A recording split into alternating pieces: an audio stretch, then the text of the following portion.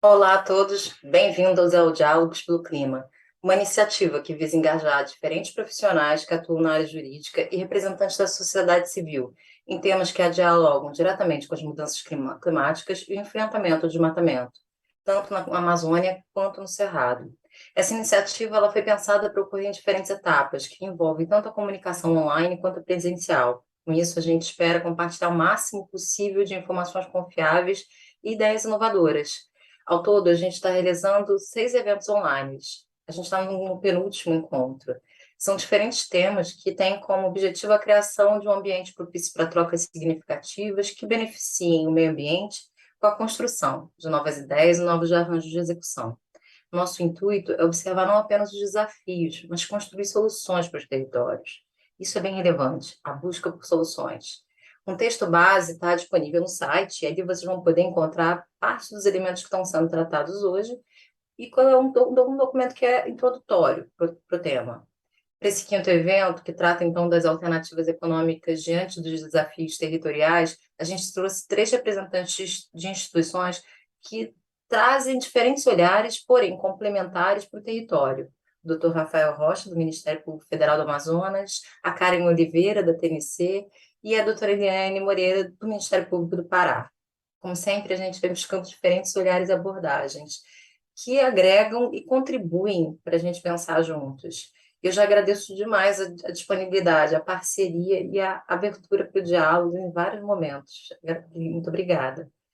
E aí eu destaco que esse tema também ele é muito relevante para a gente, porque atuar num determinado território é entender as relações sociais, as políticas públicas implementadas, ou a ausência delas, bem como as histórias que estão ali ao longo da transformação do território, dos grupos sociais que estão habitando aquele espaço.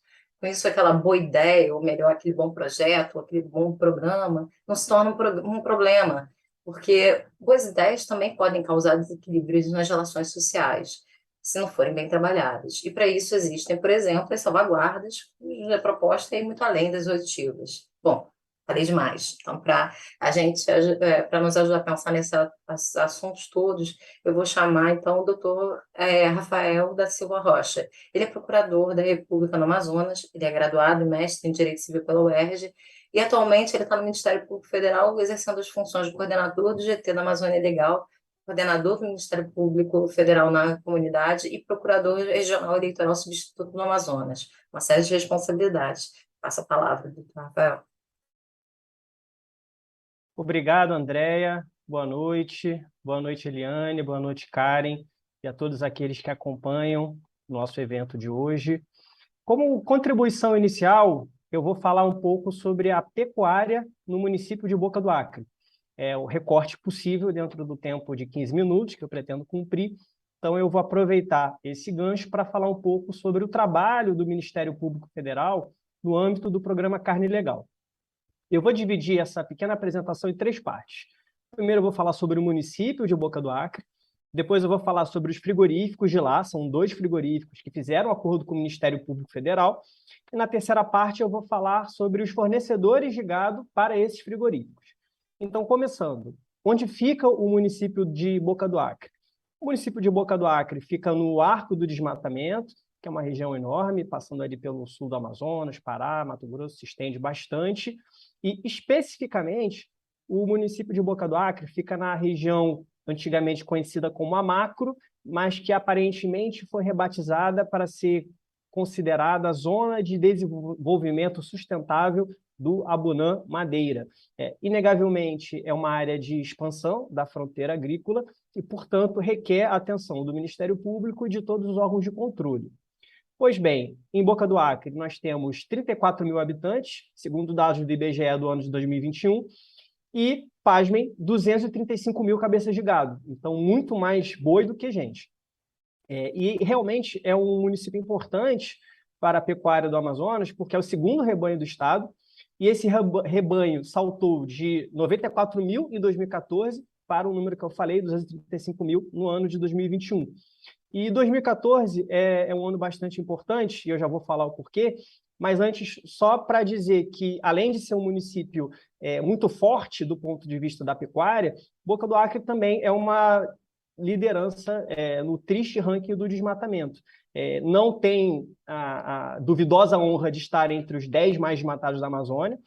Outros 3 do Amazonas ocupam essa posição, Apuí, Humaitá e Lábrea, mas o Boca do Acre concentra 10% do desmatamento do estado, então é um percentual significativo, tendo alcançado 200 quilômetros desmatados somente no ano passado. Então, apresentei o município de Boca do Acre. Agora eu vou falar sobre os frigoríficos que recebem o gado e, naturalmente, todos conhecem a relação entre o desmatamento e a pecuária. No ano de 2014, o Ministério Público Federal celebrou o acordo com os 2 principais frigoríficos do município, o frigorífico Agropan e o frigorífico Amazona, é Amazona mesmo, sem o S. Pois bem, então, parecia ser o início de um trabalho de regularização, de tal modo que não haveria mais lugar para abater o gado oriundo do desmatamento no município e também na região.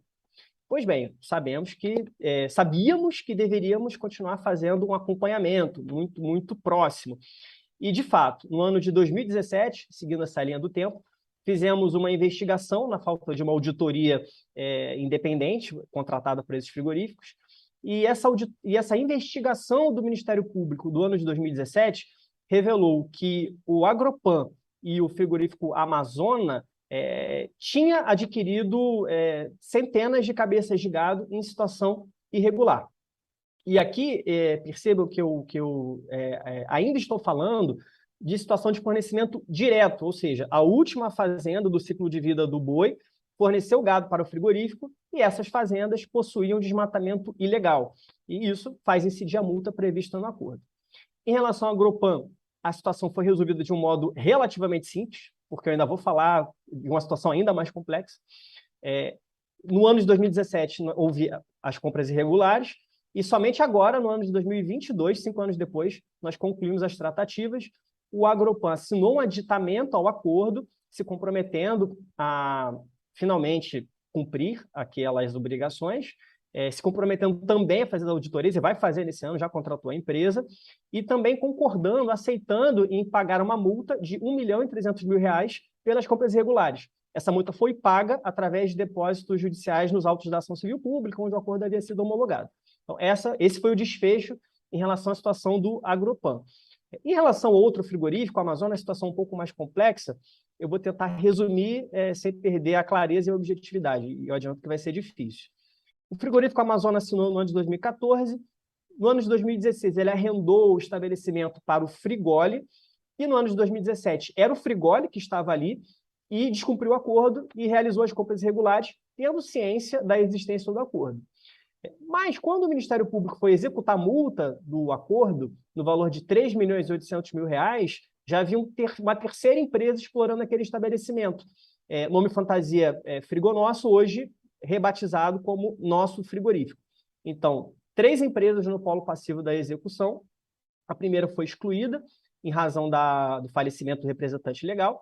A execução prossegue em relação ao Frigole, que era o frigorífico que estava no controle do estabelecimento no ano de 2017, quando as compras irregulares aconteceram. E, finalmente, em relação ao terceiro frigorífico, atualmente o Nosso Frigorífico, foi celebrado o TAC, com as mesmas condições originais, para que, a partir de agora, esse frigorífico passe a fazer o monitoramento da origem do gado. Então, falei sobre o município de Boca do Acre, falei sobre os frigoríficos de lá, então, enfim, cada um em uma situação um pouco diferente, mas ambos comprometidos com os critérios de restrição de compra previsto no carne legal. E já avanço, então, para o meu terceiro ponto, que eu até vou poder, 9 minutos, para poder abordar com um pouco mais de tranquilidade, que é para falar sobre a perspectiva dos fornecedores de gado. E para falar dos fornecedores de gado, eu penso o seguinte, desde o ano de 2014, esses fornecedores já deveriam estar olhando para os critérios de restrição de compra, já deveriam estar buscando algum tipo de adequação, mas isso não aconteceu. O rebanho, como eu disse, saltou de 94 mil para 235 mil, o desmatamento cresceu na mesma proporção, ou seja, tudo funcionando errado, como não deveria. E o gado entrando nos estabelecimentos e não havendo bloqueio desses fornecedores em situação irregular. E o que me faz acreditar que agora vai ser diferente? Bom, o Ministério Público mostrou que executa o acordo e que negocia para exigir o pagamento de multa. Isso aconteceu em sede extrajudicial. Então, tudo leva a crer que, a partir de agora, os frigoríficos adotarão padrões e critérios mais rigorosos no momento de celebrar o acordo para adquirir aquele gado. Então, é isso que se espera. E, diante dessa perspectiva, eu consigo separar os fornecedores de gado, não só do município de Boca do Acre, mas de toda a região, em 3 categorias. E eu vou separar, numa primeira categoria, os fornecedores regulares, os fornecedores regularizáveis e os fornecedores que eu entendo que, nesse momento, seriam irregularizáveis.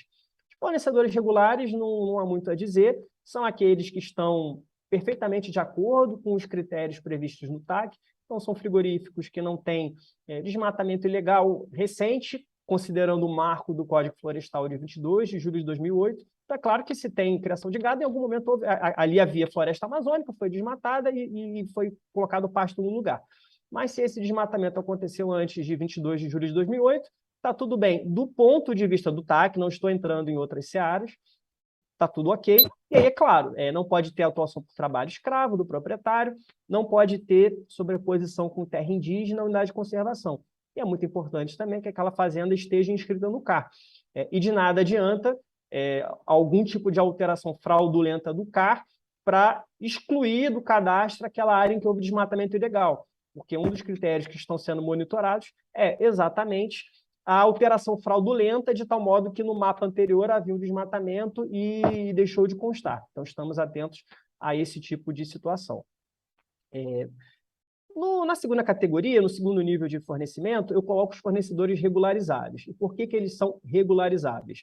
Porque naquela fazenda você consegue detectar uma área de desmatamento consolidada, anterior a 22 de julho de 2008, mas também existe uma área não consolidada, ou seja, posterior a 22 de julho de 2008.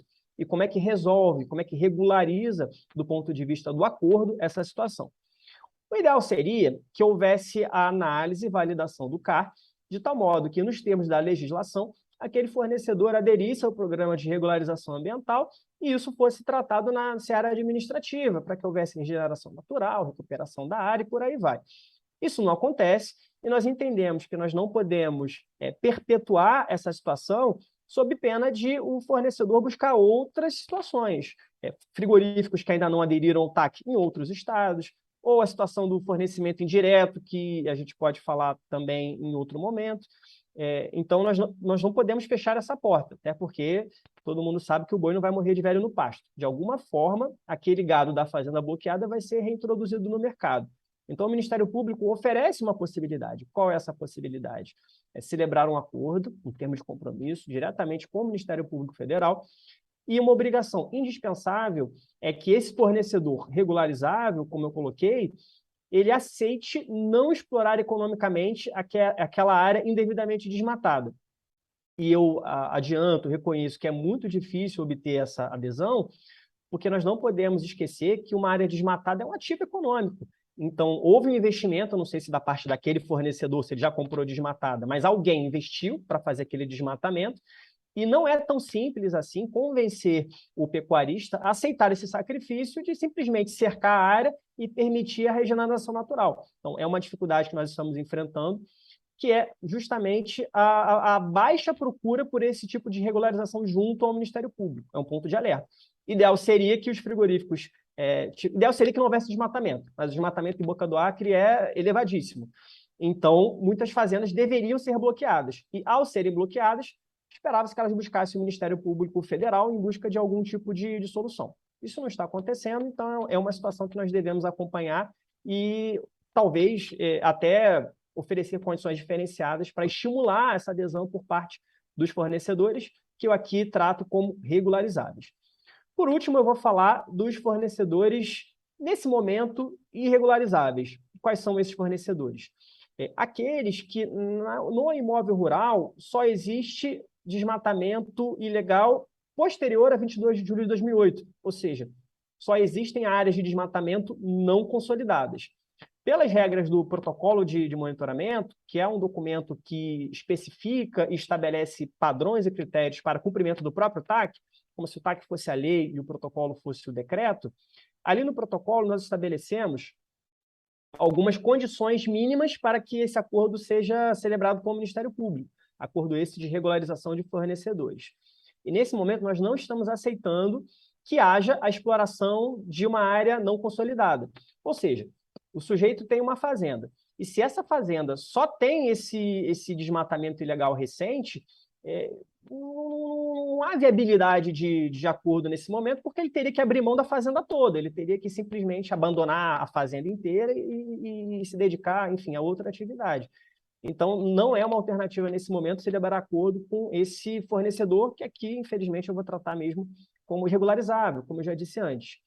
E tem uma outra questão que, enfim, talvez até fuja um pouco ao escopo desse evento, mas que eu vou, pelo menos, levantar aqui o ponto para que a gente possa refletir, que é o seguinte: na verdade, no olhar do Ministério Público, esse sujeito é um criminoso, se for uma terra pública. Por quê? Alguém entrou ali, invadiu e desmatou. Então, invadiu, crime do artigo 20 da Lei 4947. Desmatou, artigo 50A da Lei 9.605, lembrando que eu estou falando de uma terra pública. Pois bem, esse sujeito dificilmente é identificado e ele vai vender essa área para outro produtor, para outro fazendeiro, e com a expectativa de que um dia aquela área venha a ser regularizada. Então, de tantas discussões sobre alterações do marco legal, sobre a regularização fundiária, cria-se uma expectativa de que um dia uma área desmatada em 2022, invadida e desmatada em 2022, vai acabar sendo regularizada. Então, essa área tem valor de mercado e acaba sendo comercializada, ainda que sem uma perspectiva imediata de regularização. O Ministério Público vem sustentando que esse sujeito que compra essa área invadida e desmatada, sabendo dessa situação, comete um crime de receptação. Então, não tenho como aqui aprofundar, ainda mais faltando 1 minuto 18, 17, 16, para acabar o meu tempo, mas já fica então essa ideia para que a gente possa refletir, talvez debater em outro momento, que quem adquiriu aquela área, seja em primeiro grau, segundo grau, terceiro, quarto, quinto grau, é uma informação pública, que ali é uma terra pública, alguém invadiu, alguém desmatou. Se eu compro aquela área e crio gado e tento vender meu gado, eu sou um criminoso, estou cometendo crime de receptação de terra pública. Então, fica muito difícil para o Ministério Público celebrar acordo para regularizar nessa situação. Encerrando, perspectiva de futuro. Um futuro menos bom e um futuro bom para a Boca do Acre. Menos bom, é possível que a gente comece a visualizar situações de triangulação de gado, porque em 2017 eu peguei fornecedores diretos em situação irregular, consegui aplicar multa. Agora pode ser que eles vendam para outra fazenda, para que essa fazenda regular venda para o frigorífico. Então fiquemos atentos a isso, porque isso pode acontecer. Eu espero que no futuro, agora fazendo o gancho para as outras exposições, que eu tenho certeza que serão brilhantes, eu imagino que as pessoas comecem a entender que não adianta desmatar para fins de criação de gado, porque o frigorífico não está comprando, e que foram estabelecidos mecanismos para bloquear o fornecimento indireto. Então, esse é o futuro que eu imagino, e abrindo espaço para outras atividades de preferência sustentáveis. É isso. Encerrado aqui os meus 15 minutos, agradeço pela oportunidade de fazer essa colocação inicial. Obrigada, doutor Rafael. E você trouxe vários elementos muito interessantes aqui, que eu acho que a gente pode abordar também na conversa posterior, mas eu queria trazer aqui alguns aspectos. Primeiro, dizer para todo mundo que esse é um programa reconhecido pela ONU, consta em relatórios, assim, de um reconhecimento do trabalho que o Ministério Público vem fazendo para poder, junto com os frigoríficos, diminuir o impacto que tem dentro nos territórios, seja com desmatamento, com trabalho de escravo, que também é um ponto importante. E uma coisa que faz a gente pensar quando a gente fala de mudanças climáticas, muito da questão da discussão envolve no Brasil é a questão da mudança do uso da terra e de florestas. Quando a gente vê um impacto de uma subida de 94 mil cabeças de gado para 235 mil, realmente é uma reflexão que precisa ser feita com o nosso modelo de produção e o que a gente de fato está querendo em termos de futuro como país, inclusive, né? Em termos de exportação. Bom, eu estou aqui adiantando um pouco as perguntas que vão vir, já trazendo introdução, mas eu vou puxar agora a Karen. Karen, ela é diretora de Políticas Públicas e Relações Governamentais da TNC Brasil. Ela é geóloga de formação, mestre em Planejamento Estratégico Ambiental pela COP, da FRJ, e ela é doutora em Relações Internacionais pela PUC. Ela trabalha já há 20 anos com experiência em cooperação internacional no Brasil, África, América Latina, com diferentes experiências e iniciativas envolvendo desenvolvimento sustentável de infraestrutura, promoção de agenda climática, gestão de unidade de conservação e fortalecimento da governança ambiental. Ela também tem coordenado projetos de melhoria da eficácia da compensação ambiental para áreas protegidas e comunidades tradicionais, com uma grande atuação no Pará, e além de estudos desenvolvidos no desenvolvimento de infraestrutura sustentável na região amazônica, além de ser uma grande parceira. Karen, eu vou passar para você a palavra. Muito obrigado, Andréia. É sempre bom estar aqui entre amigos, conversando de um assunto tão importante e compartilhando com todos que estão aqui nos assistindo também. Então, a todos o meu boa noite e os meus cumprimentos aqui aos colegas que estão, nesse momento, trazendo reflexões tão importantes. Eu gostei muito do que o Dr. Rafael trouxe para nós, porque é um exemplo tão concreto de um ponto em comum que nos une em torno do projeto, né, Copaíbas, e dessa iniciativa Diálogos pelo Clima, tanto no bioma amazônico quanto no bioma cerrado também, que também é foco, né, do Copaíbas. E, nesse sentido, eu acho que não dá para a gente escapar, né, desse elo comum que nos une, que é a nossa busca constante de mudar uma história de um modelo de desenvolvimento econômico que aconteceu tanto na região amazônica quanto na região do Cerrado, que sempre foi baseado na extração das riquezas naturais, né? Esse eu acho que é o primeiro ponto. Além de estar baseado nesse processo de extração, ele também estava baseado no não reconhecimento das pessoas que já viviam nesses territórios, né? Na necessidade de se reconhecer a titularidade da terra e como isso poderia funcionar. Mas, ao mesmo tempo, esse mesmo território é o berço das águas, se a gente for pensar no Cerrado, com seu planalto e todo o escudo cristalino ali presente. E, no caso da Amazônia, é a diversidade em todos os sentidos, na fauna, na flora, né? São mais de 145, unidades de conservação. A gente tem ali mais de 700 territórios indígenas identificados, e com o desafio de fazer esse território funcionar, né? Mas, na prática, infelizmente, o que esse modelo de desenvolvimento que veio sendo construído de forma histórica, né? É um processo de construção histórica do Brasil, e por isso a gente sempre precisa, né, avaliar a Amazônia no espaço-tempo, porque soluções que no passado foram soluções hoje são grandes problemas, né? Esse modelo ele acabou resultando e muito daquilo que hoje a gente vê da especulação imobiliária da terra, que aí se associa com a grilagem de terra. Essa grilagem acaba dialogando com a questão da pecuária, que o Dr. Rafael muito bem trouxe, né? E que muitas vezes se usa dessa criação de gado para fazer um reconhecimento dessa terra, e outras atividades ilegais, como o próprio garimpo ou a extração ilegal de madeira, e, mais recentemente, o próprio tráfico de drogas. Então, o desafio aqui colocado para nós é como que nós podemos criar alternativas econômicas diante desses desafios territoriais que são seculares, que vem de uma história de construção do próprio Brasil, se confunde com a própria história do Brasil.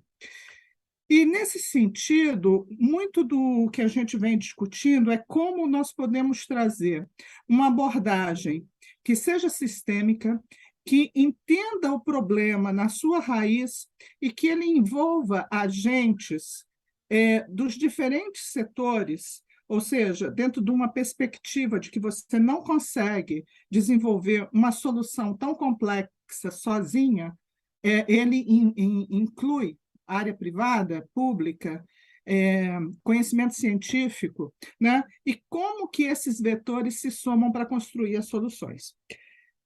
Dentro desse contexto, é evidente que a gente precisa fortalecer a governança ambiental e territorial, a gente precisa de políticas públicas que sejam mais efetivas e rápidas na sua implementação e, obviamente, os mecanismos financeiros que nos ajudam a trazer incentivos para fazer essa transformação tão necessária, né? E no caso do trabalho que a gente vem desenvolvendo por meio da TNC, né, a TNC vem focando na região, nós temos priorizado e dividido a questão em 3 grandes áreas, né? Uma dessas áreas dialoga diretamente com o contexto amazônico, né? Da sua diversidade, da sua biodiversidade e da gente que vive na Amazônia. Então, a gente está olhando aí para as áreas protegidas. E como nós podemos desenvolver mecanismos que envolvam um uso público dessas unidades e também um uso sustentável que permita melhorar a gestão dessas áreas, ao mesmo tempo que dá maior credibilidade na sua gestão territorial e permita também trabalhar o território de uma forma integrada por meio de outros mecanismos estratégicos de conservação.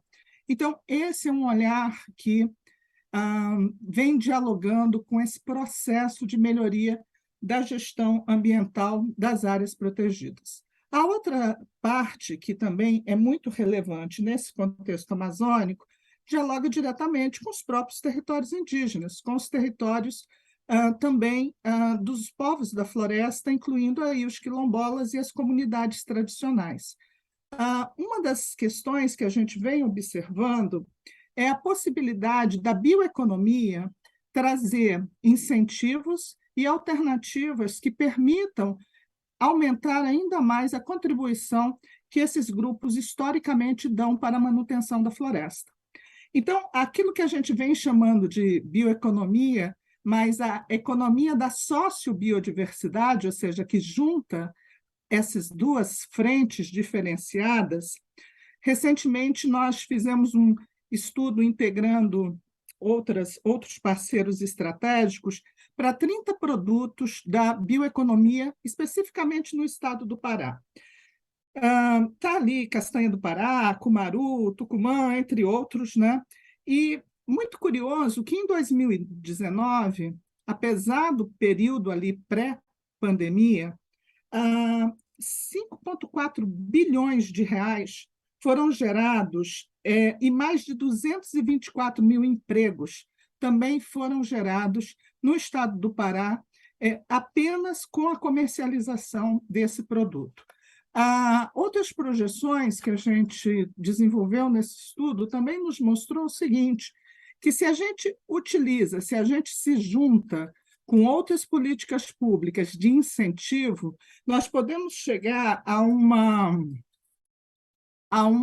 valor que ultrapassa 170 bilhões de geração de renda para o estado do Pará até 2040. E por aí a gente pode ter uma ideia do potencial que a bioeconomia tem quando bem implementada dentro de uma visão integrada no território.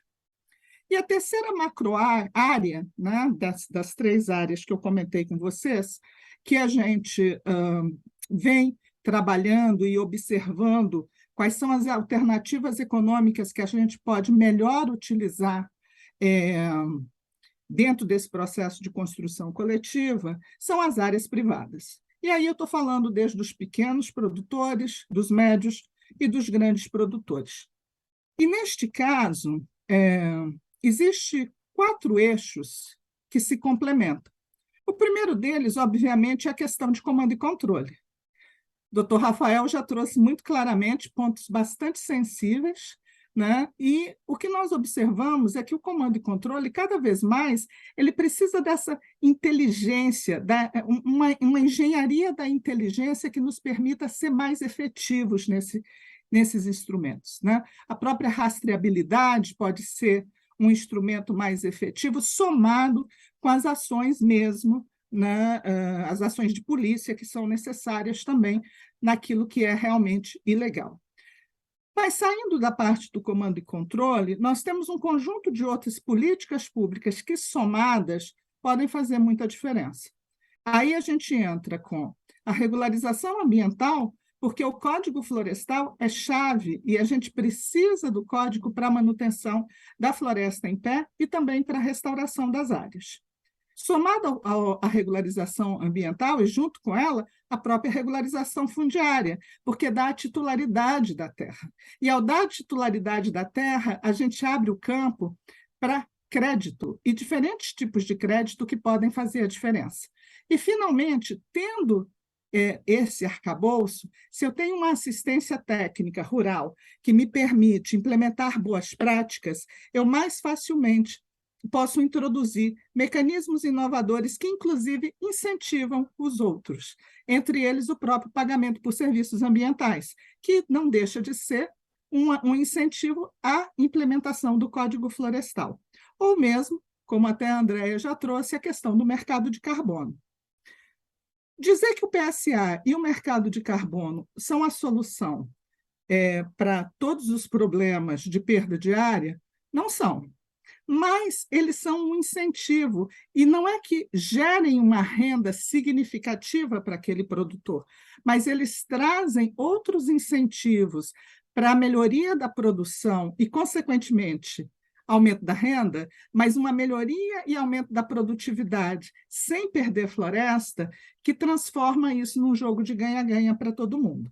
Agora, é claro que para isso funcionar, não adianta ter só esses mecanismos isolados funcionando. Eles precisam justamente estar dentro desse processo sistêmico de transformação do território, aonde as políticas públicas funcionam como peças de um mosaico que podem ser indutoras desse processo de transformação. Esse é o grande desafio. E não é fácil.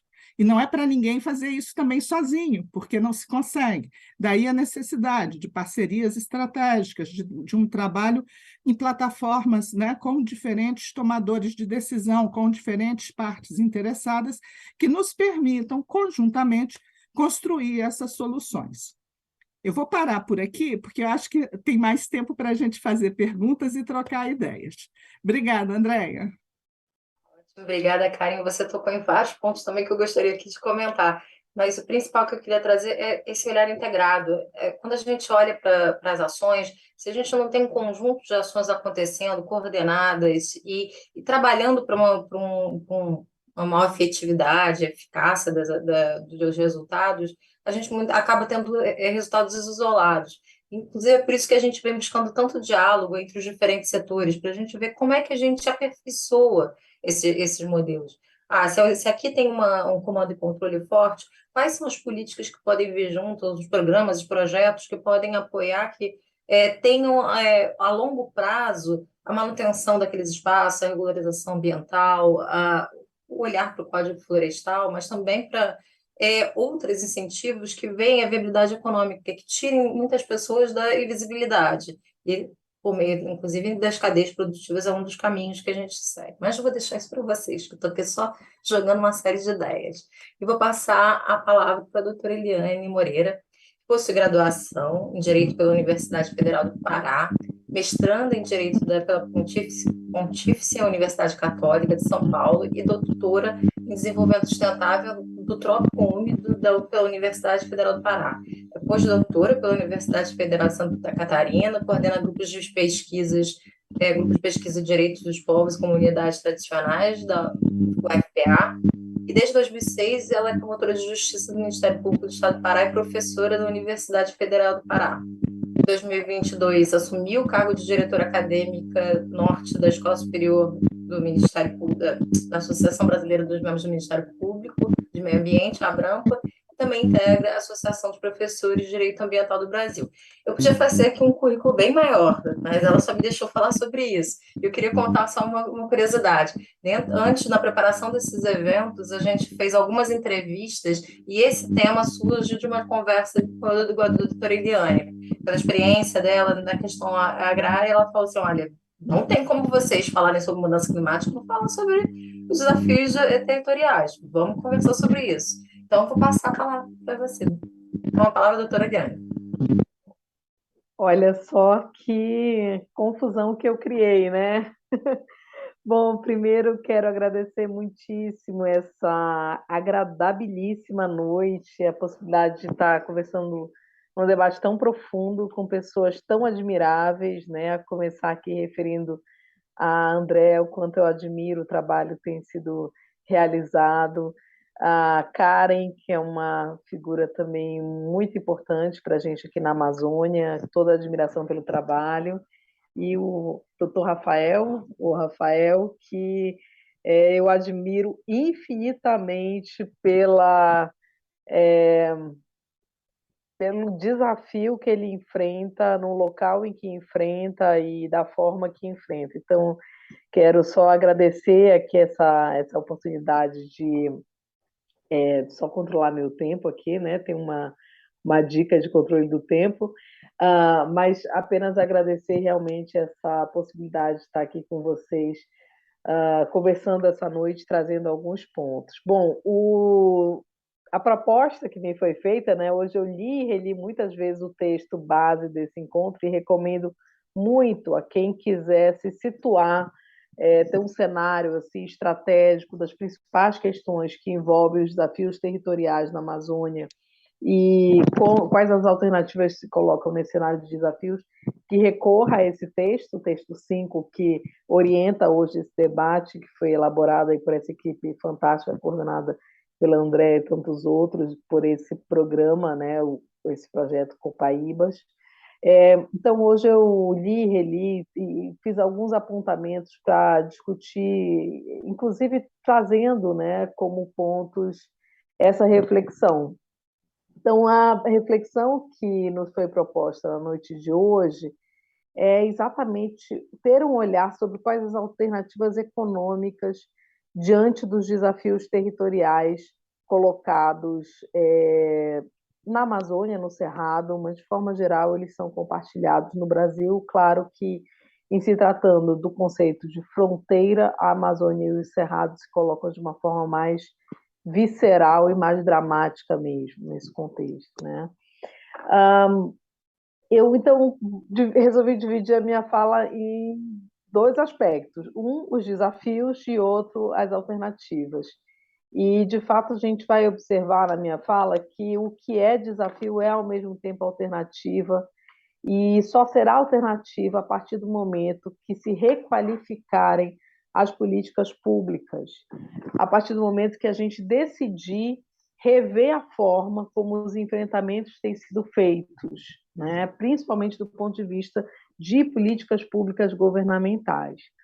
Então, eu trouxe aqui uma proposta da gente refletir, pelo menos, sobre 4 desafios que perpassam o texto base do debate hoje, que eu acho que perpassam, de forma geral, reflexão sobre a Amazônia, sobre territórios na Amazônia, que são o desmatamento enquanto problema diretamente vinculado às mudanças climáticas e aos desafios climáticos, a questão da necessidade, da dificuldade de fortalecimento institucional comunitário, né, como as comunidades têm enfrentado dificuldades para se institucionalizarem e para viverem dentro de padrões das institucionalidades criadas até hoje.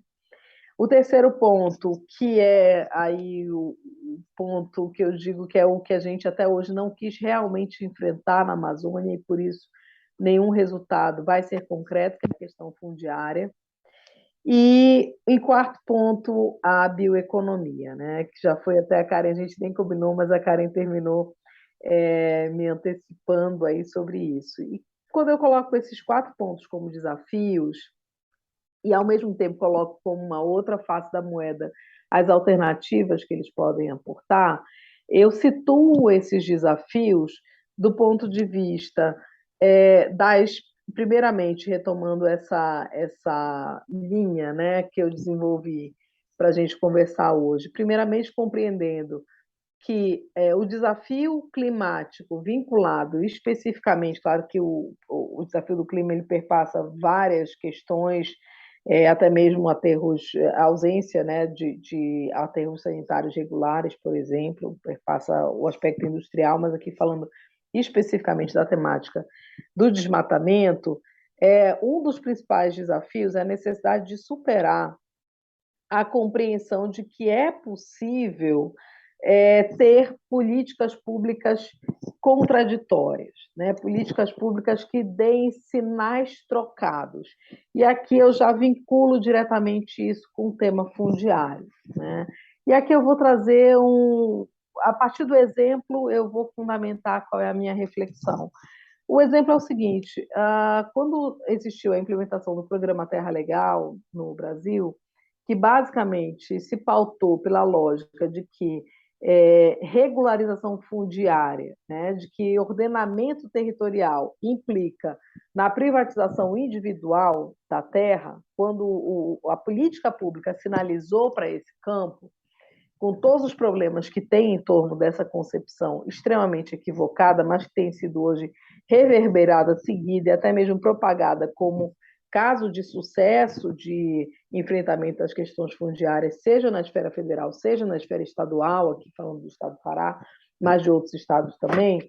O fato é que quando nós, equivocadamente, acreditamos que é possível enfrentar o desmatamento sem enfrentar efetivamente a política pública fundiária, as demandas fundiárias, é aqui que realmente todos os esforços vão por águas abaixo. E aqui eu quero, então, exemplificar o Programa Terra Legal e a nova Lei de Terras aprovada em 2019 pelo Estado do Pará. Por que essas políticas públicas trazem em si, apesar de trazerem aspectos positivos, têm um aspecto extremamente nocivo do ponto de vista ambiental e do ponto de vista do combate ao desmatamento? É muito simples. Hoje não existe um impedimento para que o particular que se apropriou ilegalmente de terras, todo esse histórico que o doutor Rafael fez, se apropriou ilegalmente de terras e está dentro do limite de hectares passíveis de regularização, que ele desmate e, mesmo tendo desmatado, venha ter essa terra regularizada. Significa dizer que a política pública fundiária, tanto na esfera federal quanto na esfera do Estado do Pará, premiam o desmatador. Premiam o desmatador por quê? Porque você pode desmatar aquela área e até mesmo valer-se, se quiser, do auto de infração lavrado contra si pelo órgão ambiental como prova de ocupação daquela área. Vejam que sinal trocado, que política pública equivocada, como o Estado do Pará ou o governo federal podem falar seriamente em combate ao desmatamento, sem colocar como cláusula de vedação do acesso à terra o prévio cumprimento de obrigações ambientais. Ao contrário, o que essas normas, tanto o Programa Terra Legal quanto a Lei de Terras no Estado do Pará fazem, é dizer, ok, você desmatou, que pena, mas você assina um TAC aqui para daqui para frente e premia o desmatador com um título de terras, né? Enquanto isso perdurar, enquanto esse paradoxo perdurar, é tudo uma grande falácia. Não existe realmente combate ao desmatamento. É tudo uma política sem chão, sem raízes, porque realmente, efetivamente, não está intrinsecamente incorporado o compromisso ambiental nessas esferas de execução de políticas públicas. Então, aqui, eu já, com esse exemplo, já perpasso um dos desafios, que é efetivamente trocar esse sinal da política pública para que ele indique que acesso à terra deve sim se dar mediante o compromisso de observância às normas ambientais. E aqui eu quero também ressaltar que estudos recentes do Amazon, no ano passado, demonstraram que pelo menos sobre 43% das terras da Amazônia Legal não existem designações, elas não estão destinadas ou não possuem informação sobre destinação. Significa dizer que 43% pelo menos, das terras da Amazônia são, em sua maior parte, florestas A ou B, as florestas públicas, patrimônio público, vão fazer parte dessa disputa territorial e também dessa disputa que envolve perda da floresta na sua complexidade maior, ou seja, sociobiodiversidade e todos os elementos que a compõem. Um outro ponto também para sinalizar desafios e sinais trocados que eu quero referir é a lógica da bioeconomia que muito tem se falado recentemente. E, André, eu vou te pedir a gentileza, porque o meu tempo não está aparecendo aqui, de tu sinalizares aqui uns 5 minutinhos para mim antes da conclusão, por favor. O que se tem, né, muito se tem falado sobre bioeconomia e é muito interessante a gente, primeiro, definir sobre o que a gente está falando quando fala de bioeconomia. Vejam, se pegarmos o relatório Bioeconomia no Brasil em Números, de 2018, publicado pelo BNDES, nós vamos identificar que, segundo o BNDES, a atividade de agropecuária é catalogada como bioeconomia. Não se está aqui discutindo a legitimidade dessa atividade, a possibilidade até de existência dessa atividade, desde que, obviamente, as regras sejam cumpridas. Mas o BNDES, nesse relatório, considera que 53% da bioeconomia do Brasil é atividade agropecuária. Há algo de muito estranho nessa conceituação. Então, harmonizar o que se está falando sobre bioeconomia, a partir até do que eu tenho proposto, que é o conceito de sociobioeconomia, para que esse conceito se alinhe com o conceito de sociobiodiversidade, que a Karen também me precedeu mencionando, é fundamental para a gente alinhar do que a gente está falando. Porque se a gente estiver pensando que está falando de bioeconomia e, na realidade, a política pública federal está tratando a agropecuária como bioeconomia, está tudo errado. Existe aqui um engodo sobre o que realmente a gente está enfrentando, a gente está pretendendo enfrentar como país. E aqui eu quero sinalizar, para exemplificar ainda esses sinais trocados, né?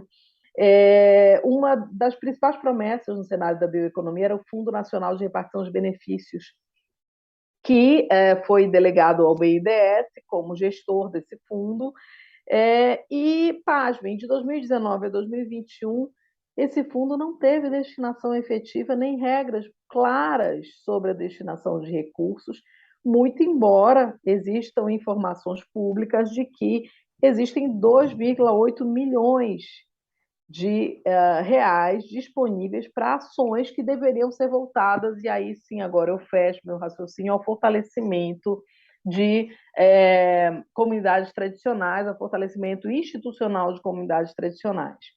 Então, vejam, sinais trocados de uma política pública que fala em bioeconomia, mas não está falando de bioeconomia, que fala de combate ao desmatamento, mas não está combatendo o desmatamento, porque está premiando o desmatador, que fala em valorização de comunidades tradicionais, mas não está fortalecendo efetivamente essas comunidades tradicionais. Esse é o problema.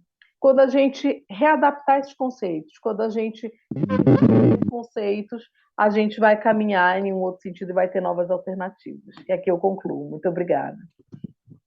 Obrigada, doutora Eliane. Você traz essa ideia, eu gostei dessa ideia de sinais trocados, porque realmente é o desafio que a gente tem quando a gente muitas vezes quer esclarecer, conversar sobre mudanças climáticas, sobre combate ao desmatamento. A gente está sempre precisando fazer um alinhamento sobre o que a gente está falando, para depois entrar no tema de discussão, porque realmente os sinais trocados são muito grandes dentro dos temas que envolvem, dos diferentes temas, né?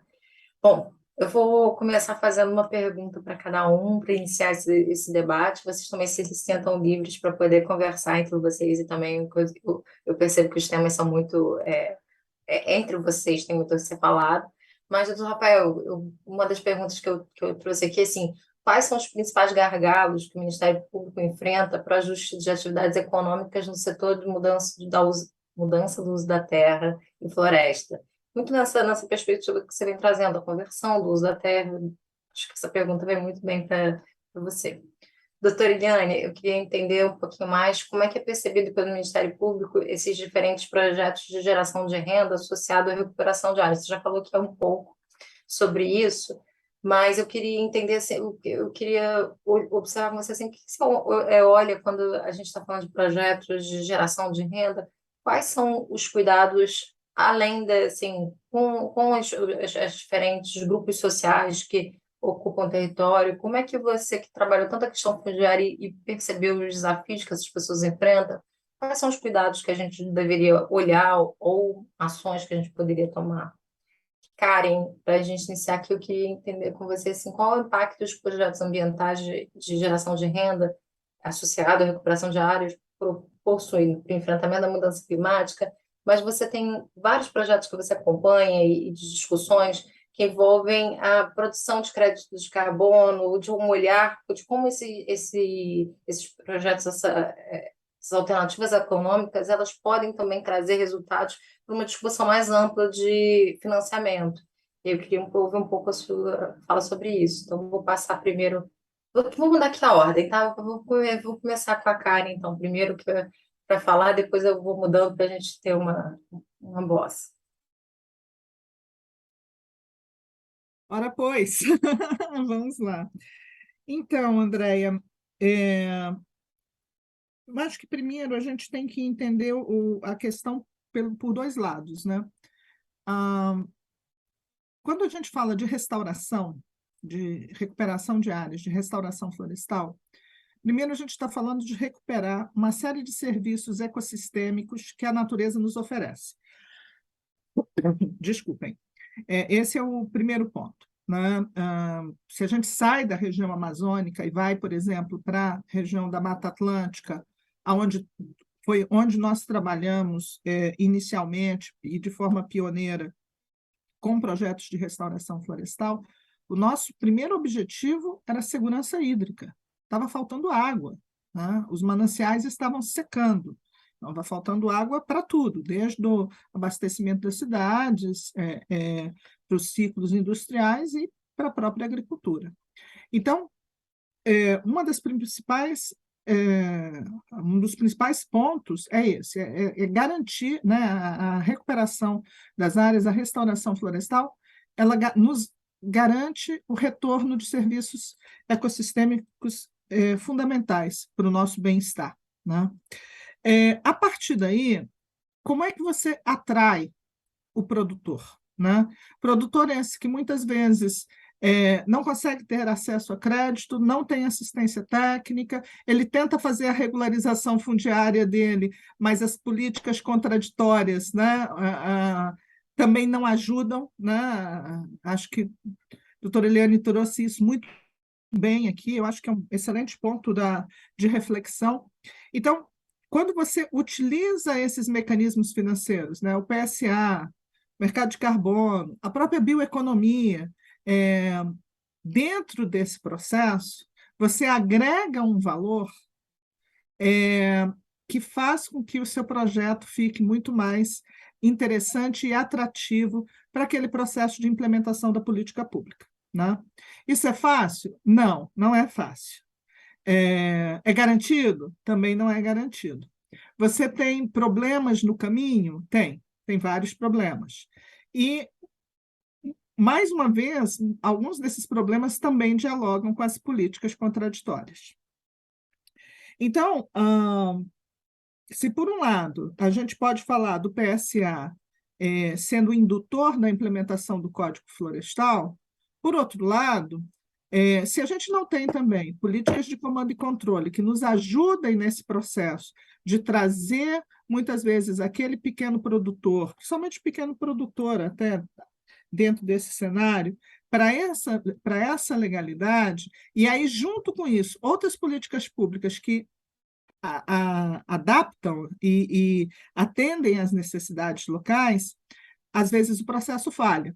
E, nesse sentido, a gente estava falando aqui, né, a doutora Eliane trouxe a questão da repartição de benefícios, por exemplo. Esse é um desafio, na hora que a gente começa a associar dentro desse processo os elementos que a bioeconomia pode gerar, né?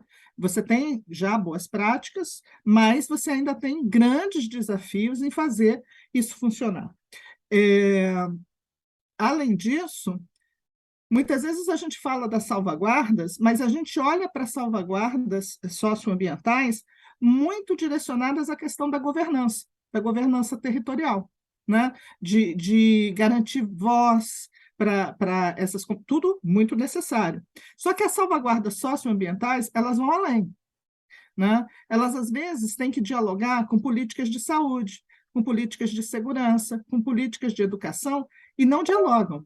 Então, esse também é um desafio a ser tratado.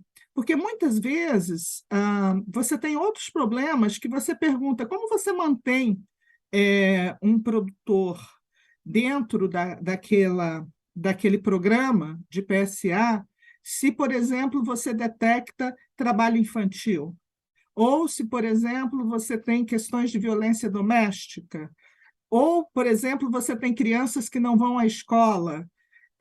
Como é que se trabalha esses outros temas? Eles não são desassociados quando a gente está querendo usar a redução do desmatamento para resolver um problema ambiental, mas também para tratar outras questões sociais, né? Questões sociais que dialogam com a pobreza, que dialogam com a falta de acesso à informação e outros grandes desafios. Então, eu gostei muito desse conceito das políticas, né, que se confrontam e que são contraditórias, porque esse, sem dúvida, é um ponto que a gente tem que atacar para fazer essa transformação tão necessária.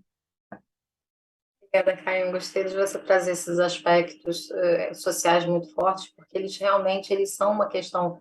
Como é que você traz instrumentos econômicos ou financeiros para alguém que, por exemplo, não coloca uma criança na escola, não dá a possibilidade, mas, por outro lado, está numa extrema pobreza que, sem o apoio familiar, e aí tem as estruturas familiares, não consegue, muitas vezes, o que comer. Então, assim, são vários aspectos que são envolvidos dentro quando você pensa, você olha para as realidades sociais e como mudar ou apoiar que essas realidades mudem, mas de uma forma que não crie um desequilíbrio no território, né?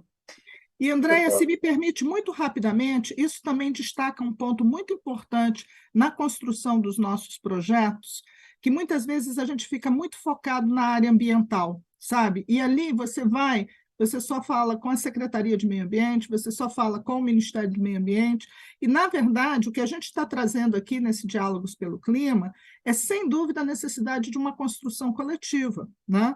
Então, o Ministério Público sempre é um parceiro-chave na construção das soluções, a Secretaria ou o Ministério da Agricultura, o planejamento, outras áreas que trazem conhecimento e soluções que nos ajudam. Então, acho muito importante também destacar esse ponto nessa discussão. Obrigada. Obrigada, Karen, adorei. Doutor Rafael, passa para você.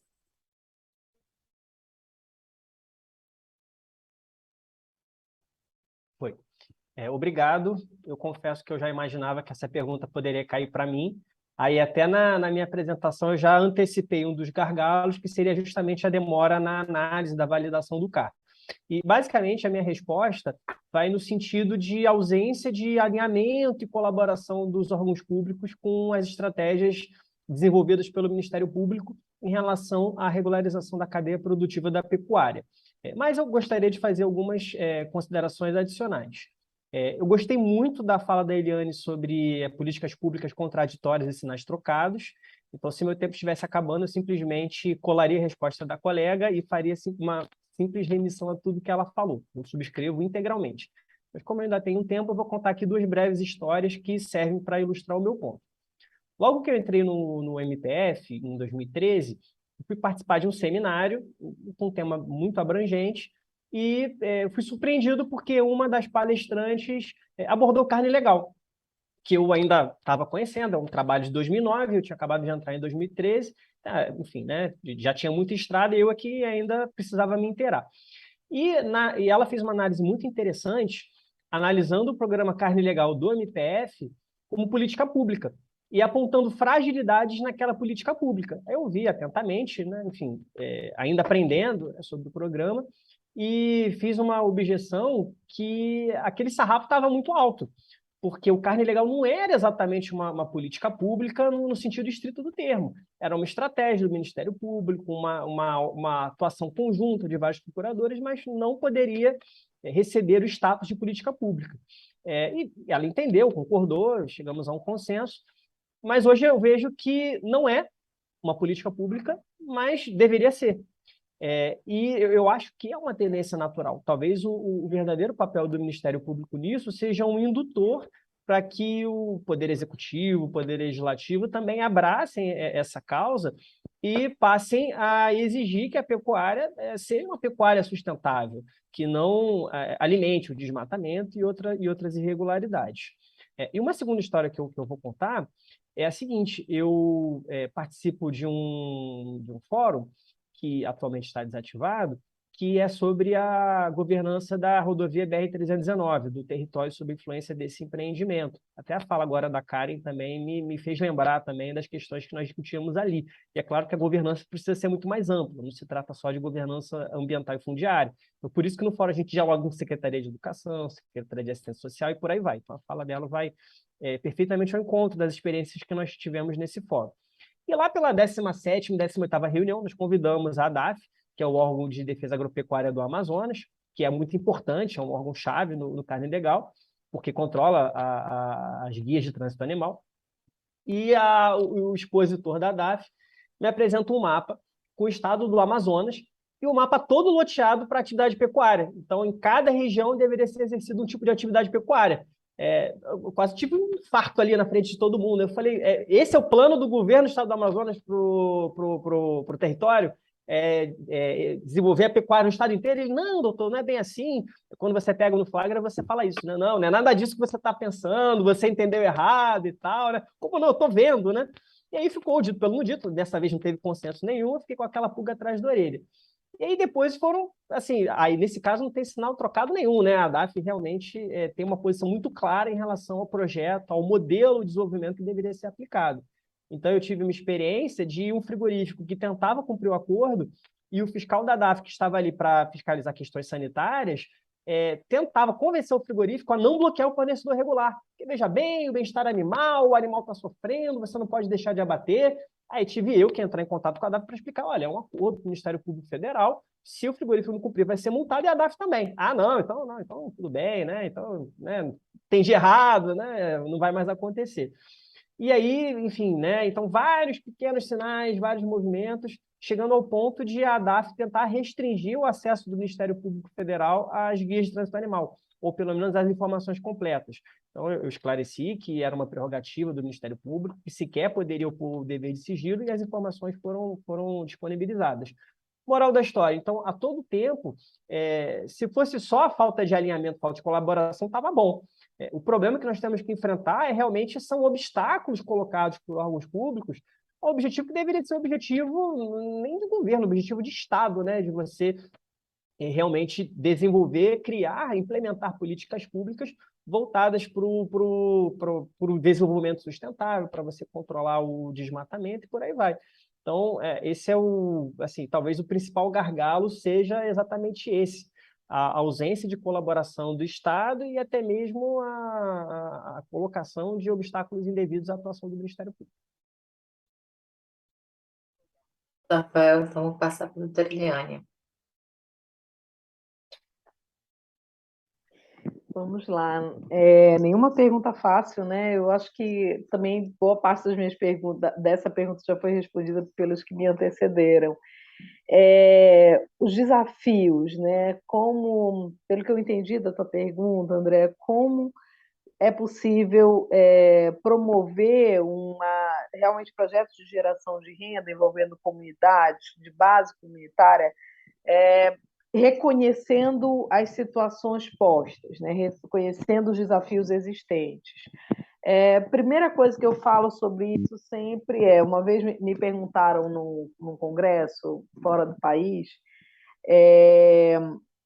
o que fazer pela Amazônia, né? Era um congresso que acontecia em Berlim, e estava se discutindo, enfim, vários problemas, e muita gente da sociedade civil disse, tá, mas qual é a prioridade? O que a gente pode fazer pela Amazônia? E eu disse, apoie a principal estratégia, para a Amazônia, e não é só para a Amazônia, é para o Cerrado, é para qualquer bioma no Brasil, é apoie os povos indígenas e as comunidades tradicionais. Essa é a principal estratégia. E esse apoio precisa significar o desenvolvimento de ações afirmativas. Nós precisamos ter ações afirmativas que estabeleçam canais próprios para essas comunidades. Essas comunidades, essas organizações, essas cooperativas, essas associações não podem disputar recursos no mesmo canal que uma empresa ou que uma microempresa mesmo que seja.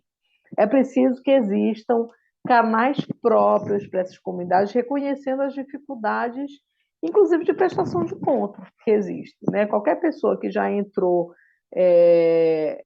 Amazônia adentro e precisou contratar um barqueiro sabe a impossibilidade de você trazer um recibo comprovando que aquele deslocamento foi feito, e a gente está falando de diesel, nenhum deslocamento na Amazônia sai menos que R$ 800 de diesel. Quantas vezes eu, como promotora mesmo, tive que fazer isso e na impossibilidade de ter como comprovar, eu mesma custeei com os meus recursos pessoais um deslocamento que precisaria ser feito oficialmente.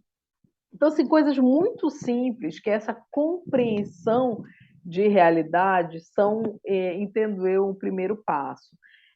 Eu entendo também que isso faz parte das estruturas, principalmente dos fundos existentes, né? E aqui falando, eu sei que o Funbil tem se dedicado aí ao Fundo Amazônia Oriental, que é uma estratégia que merece todo o nosso respeito, é extremamente importante. Mas eu acredito que aqui, para falar dele, né, trazendo um exemplo que caminhou, que tem envolvido base comunitária, ainda seria interessante o alinhamento de linhas específicas, por exemplo, para esse fundo, que é uma estratégia tão interessante, porque ele é uma estratégia que sai de uma determinada... que dá solução a uma determinada situação criada que tornou quase intransponível o financiamento de ações relevantíssimas na Amazônia, enfim, no estado do Pará. Então, esse é um exemplo, né, de como você pode estabelecer caminhos próprios e os potenciais que nós temos, né?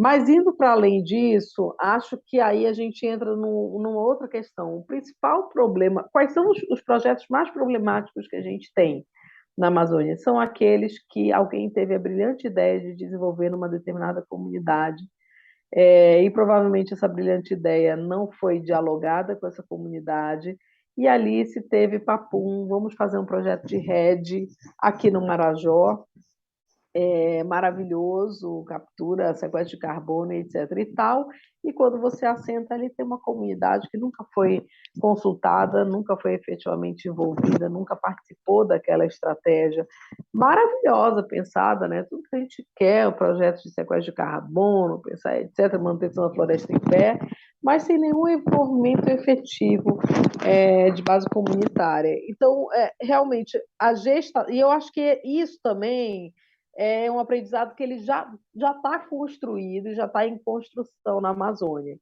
que é a formulação de projetos com as comunidades, né? Não projetos para as comunidades. Acho que grandes empresas sofreram solavancos, e grandes ONGs, inclusive, e ações de projetos governamentais sofreram solavancos que obrigaram uma mudança de redirecionamento e de começar realmente com qual é a demanda e qual é a potencialidade dessa comunidade. Então, acho que passa por aí, esse é um segundo ponto. E, finalmente, o terceiro ponto que eu acho é que a gente entender que existem, já estou concluindo, que existem estratégias rolando autonomamente pelas comunidades. É que eu convido todos, todas e todos a conhecerem as estratégias dos fundos comunitários autogeridos, que é, para mim, uma das estratégias mais inteligentes que as comunidades tradicionais da Amazônia têm realizado, e que é uma outra lógica de financiamento, é uma outra lógica de gestão e de autogestão, e que nos ensina. Então, tem coisas que já estão criadas, já estão sendo executadas, e que não passam por essa lógica do alguém pensar, bolar e querer implementar naquela comunidade. Então, acho que o rever a nossa forma de pensar é crucial. Obrigada, doutora Eliane. Eu vou trazer mais algumas provocações para vocês. Eu queria pedir para a Karen, a gente vem conversando muito sobre o MEC, sobre outras formas da gente reconhecer a proteção dos territórios, trazendo as questões sociais associadas. Eu queria te pedir para trazer um pouco desse olhar, porque eu acho que conversa também com isso que a gente vem falando nos acordos, seja nos acordos de pesca, seja da gente identificar que existem mais formas de proteção que agregam valor ao território e também reconhecem os usos no espaço. Doutor Rafael, eu fiquei pensando aqui tanto aqui nas coisas que você está trazendo de informação, porque assim, tem uma questão importante dessa conversão do uso da terra, que você estava falando assim, nem todos vão se adequar para a questão do ordenamento territorial, ambiental, porque às vezes também é caro, ou porque vale a pena ainda financeiramente botar a terra, a floresta abaixo do que na verdade, seguir muitas vezes algumas regras, né? Quando a gente vai fazer valoração, infelizmente, foi uma coisa que a doutora Liliane trouxe, assim, quando a gente vai valorar, muitas vezes para algumas pessoas vale a pena. E aí eu queria pensar com você, assim, eu sei que o programa está nos frigoríficos, mas existem formas que a gente possa pensar de mecanismos financeiros, de programas, de atividades, conversem com essas pessoas que mudem o uso. Você vê uma possibilidade de mudança do tipo de exploração do território, da área, da propriedade, ou uma coisa muito já fechada, marcada? Existe esse espaço ainda de diálogo, de construção coletiva? É, e, doutora Eliane, eu queria voltar, assim, eu ia te pedir para falar um pouco mais sobre a bioeconomia, sobre essa discussão, porque até o Pará vem puxando muito uma discussão sobre bioeconomia, sobre o que é ser. Então, você falou, trouxe a questão da repartição de benefícios, que tem uma associação, a gente está próximo a um copo de biodiversidade, que a gente espera que aconteça, que vai discutir esses acordos todos que foram feitos, inclusive da valorização do conhecimento tradicional. E aí eu queria pensar com você assim, tá, a gente tem a bioeconomia, a gente tem conhecimento tradicional, isso está conversando, não está conversando, a sua fala não está conversando, né? E as repartições de benefícios foram botadas para lá. E como é que a gente reacende esse pavio? Mas no final você falou sobre esses fundos comunitários, que eu acho que vale a pena a gente dar uma explorada, porque OMEC, fundos comunitários e alternativas para território da conversão de uso da terra, elas meio que se conversam como estratégias para a gente mudar algumas realidades. Então, eu vou mudar de novo a fala. Vou começar com o doutor Rafael, porque a doutora Eliane começou, depois eu vou passando, tá? Obrigado, André. A sua pergunta, a sua provocação, me dá a oportunidade de explicar um pouco melhor um tema que eu passei muito rapidamente na minha apresentação, que foi o aditamento que foi feito ao acordo com o frigorífico Agropan. Ali, o frigorífico pagou 1.300.000. Desses 300 mil é uma caução para garantir que esse frigorífico vai cumprir a obrigação de fazer auditoria e vai alcançar índices satisfatórios de compras em conformidade com o acordo. Se não cumprir, ele perde o valor, então existe ali um incentivo econômico.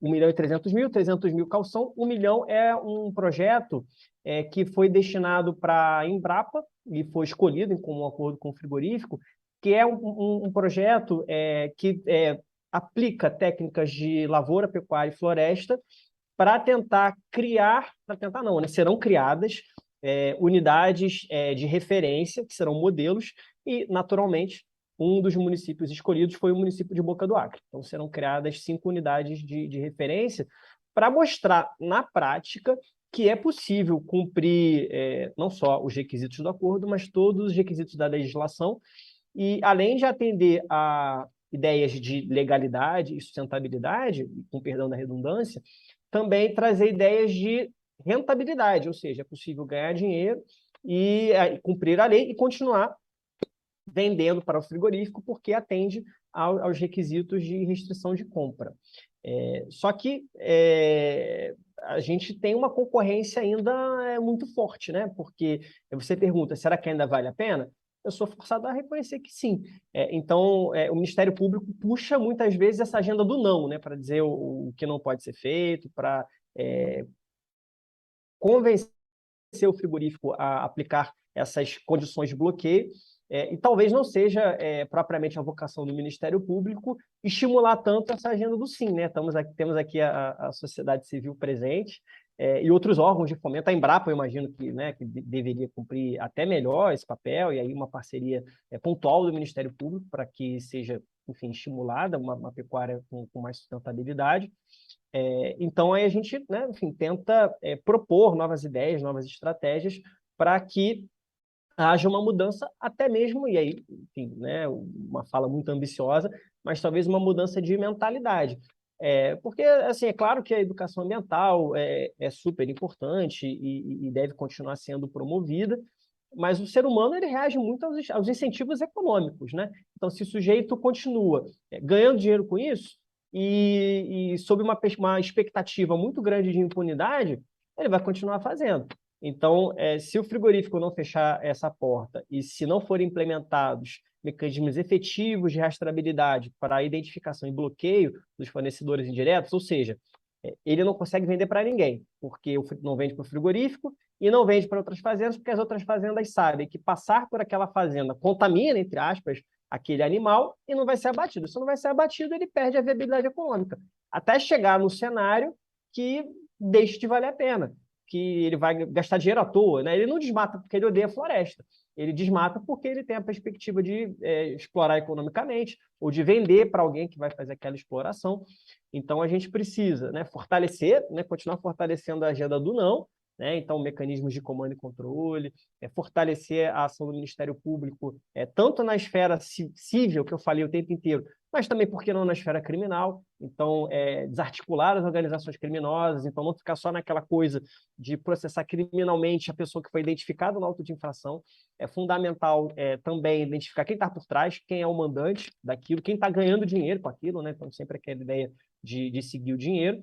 Então, a gente mostrar que o crime não compensa, e o que realmente compensa, aí sim, são outras iniciativas que pode ser, sim, por que não, a pecuária sustentável, né? Então, como a Eliane falou também na fala dela, existe, sim, né? Existem mecanismos de titulação individual, mas aí acaba ficando muito pobre, né? Se você só pensa nisso, se essa é apresentada como a única alternativa, seja de exploração econômica, seja de titulação individual, a gente acaba também deixando de incentivar outras situações que seriam muito mais interessantes, não só para aquelas pessoas beneficiadas, mas para o bem comum de uma forma geral. Adorei sua fala, em especial essa questão do crime não compensa, e é isso, assim, a gente tem instâncias para fazer um comando controle, uma regulação, outras para trazer políticas públicas e atividades, então essa convergência de olhares, elas são bacanas. Vou passar para a doutora Eliane agora, estou mudando as regras devagarinho. Joia, me ajuda com o tempo aí, por favor. Pois é, tu perguntaste da questão da bioeconomia, está tão em voga, como é que a gente reajusta esse caminho, né? A minha percepção é de que a bioeconomia, ao virar tudo, virar qualquer coisa, né, num discurso midiático, político, enfim, um discurso com pouco compromisso com os fundamentos do que é bioeconomia, que na sua etimologia é a economia da vida, né? A ideia de uma economia que realmente promove a vida, a gente perdeu completamente do que a gente está falando, né? Então, a gente vai conseguir aqui colocar um monte de conceitos que não tem nenhuma relação. É por isso que eu acho que a gente tem que reposicionar esse conceito e falar de uma sociobioeconomia. E aí eu estou falando do que antigamente se falava, nada mais é do que economia da floresta, ou floresta, águas, né? Territórios tradicionais, mas que a gente parta de uma bioeconomia de base comunitária, né? Essa é a bioeconomia que faz a mudança social que a gente quer e a mudança ambiental, socioambiental que a gente quer para os biomas amazônicos. Então, em contraposição àquele relatório que eu mencionei do BNDES de 2018, para o qual bioeconomia 53% da bioeconomia do Brasil é agropecuária, a gente pode, por exemplo, acessar o relatório do Amazônia 2030, né, que é um grupo de pesquisadores que elaborou bem recentemente, eu estou querendo pegar só a data exatamente, mas acho que é do ano passado, fez um relatório bastante interessante, analisando quais são hoje os principais produtos de exportação da Amazônia. Veja só, qual é o principal produto de exportação da Amazônia hoje? Soja, né? Com todo respeito aos produtores de soja, com todo respeito às atividades que licitamente estejam implantadas, a gente precisa se perguntar se essa é a bioeconomia com cara de Amazônia, se essa é a atividade econômica, melhor dizendo, com a cara da Amazônia, né? Que valoriza as relações e as teias de base comunitária. Então, esse é um dado muito importante. O principal produto de exportação da Amazônia hoje é a soja. O segundo é o minério de ferro. O terceiro é o milho.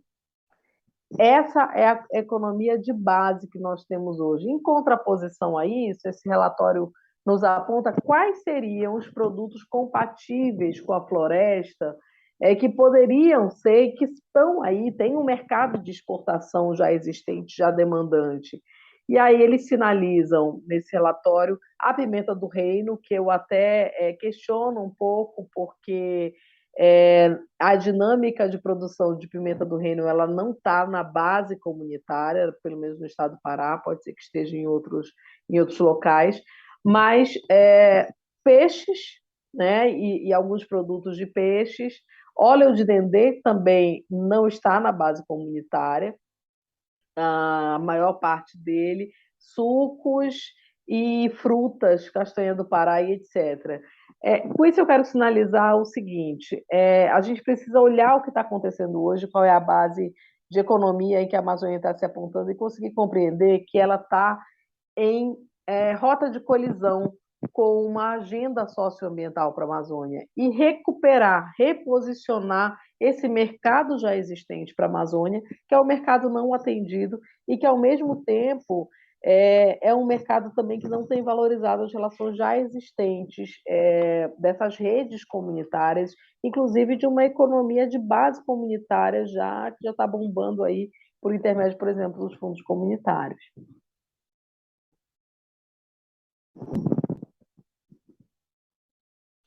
Desculpe, obrigada, doutora Eliane. Cara, eu vou passar a palavra.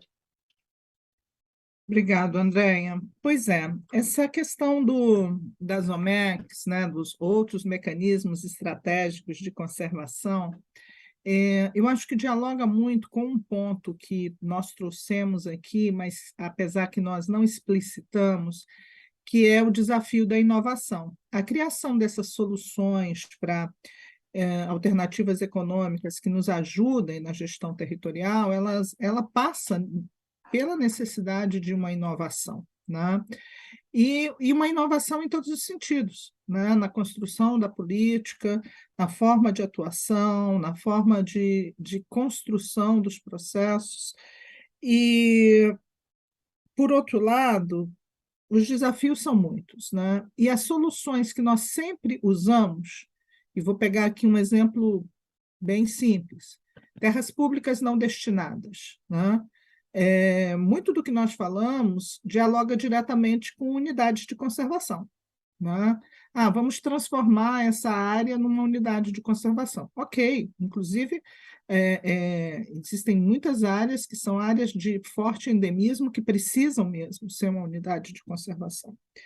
Mas nós sabemos que se soma a esse desafio, nesse processo de alternativas econômicas, nesse processo de identificação de soluções, casos de desmatamento dentro das unidades de conservação, redução do tamanho das áreas de conservação, das unidades de conservação, e o pior, descriar, né? Eu acho até um verbo difícil de falar, nem sei se o verbo existe, gente, mas, enfim, você fazer com que a criação daquela unidade seja anulada são realidades que a gente tem enfrentado nos últimos anos, e muito tem a ver pela a ausência de instrumentos que nos permitam rapidamente fazer uma boa gestão dessas áreas, implementar e consolidar essa implementação.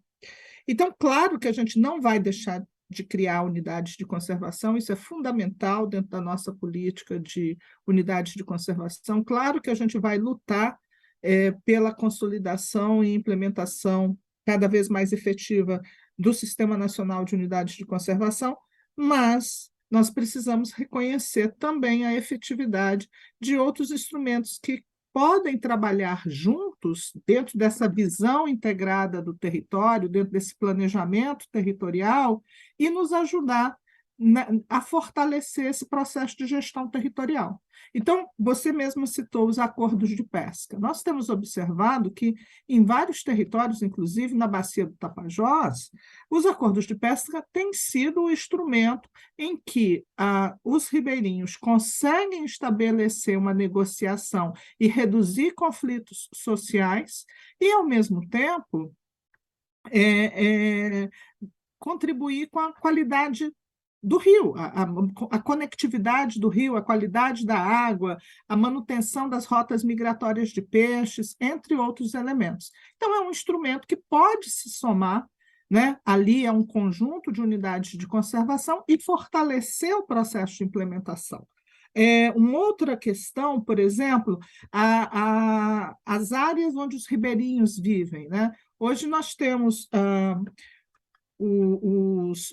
a possibilidade, por meio do patrimônio da União, de reconhecer esses territórios, né, como territórios de uso sustentável para essas comunidades. Então, como nós podemos usar instrumentos que, inclusive, já existem, ou seja, a gente nem está falando necessariamente na criação de uma nova legislação, mas usar instrumentos já existentes para fortalecer a implementação deles e, ao mesmo tempo, potencializar e acelerar, né, essa consolidação do Sistema Nacional de Unidades de Conservação e a gestão, a melhoria da gestão desses territórios. Então, muito acho que desse debate sobre o uso das OMECs, ele se soma a esse processo, e acho que deve ser um debate que a gente deve fazer sem medo, sabe? Sem aquela coisa de vamos perder unidades de conservação, não. Nós vamos fortalecer, né, a implementação dessas unidades e ampliar as oportunidades de criação dessas áreas. Obrigada. Obrigada, Karen. Eu estou com uma pena, mas eu vou precisar finalizar aqui esse debate. Vocês foram maravilhosos, contribuições ótimas, com conteúdo que tem muito para a gente refletir e trazer para os encontros presenciais. Queria agradecer demais. Não sei se vocês querem falar alguma coisa para finalizar. Eliane, Rafael, Karen. Apenas agradecer, André, foi um prazer enorme. Debate muito instrutivo, de alto nível, muito grata. Rafael, alguma complementação? Muito rapidamente, parabenizar o Fumbio por essa brilhante iniciativa e dizer que esse debate foi muito prazeroso e muito importante, mas eu ainda enxergo esse debate como parte de um todo, porque deveria transcender a todos nós. Não só a Rafael, a Eliane, a Karen, a Andréia, mas transcender as nossas instituições. E aqui eu quero reafirmar a soberania do Brasil sobre a Amazônia. Então, eu acho que é um debate que deveria envolver todo mundo, a sociedade, os órgãos públicos, o Estado brasileiro, e deveria haver mais clareza. Qual é o projeto que se tem para a Amazônia? Pode ser abandonar a Amazônia para grilagem, para posterior monocultura e agropecuária. Não pode ser isso, né? E ninguém tem coragem de dizer que o projeto é esse, né? Então, acho que a gente precisa realmente definir e ter muita coerência, né? Na linha do que a Eliane falou, adorei sobre os sinais trocados, é isso, né? Acho que a gente precisa parar com essa história de sinais trocados. Obrigada. Muito bom. Um prazer enorme realmente ter compartilhado esse tempo com vocês, um aprendizado riquíssimo. Acho que, como a Andréia já destacou, traz elementos aqui muito válidos, né, para ampliação desse debate, como o Rafael também sinalizou, né, essa coisa que transcende. Então, só tenho que deixar aqui o meu muito obrigado a todos vocês e dizer conta com a gente para seguir nessa caminhada. Obrigada. Eu agradeço demais a parceria de todos vocês e a disponibilidade. Convido a todos, esse foi o penúltimo encontro de Diálogos pelo Clima, pelo menos na versão online.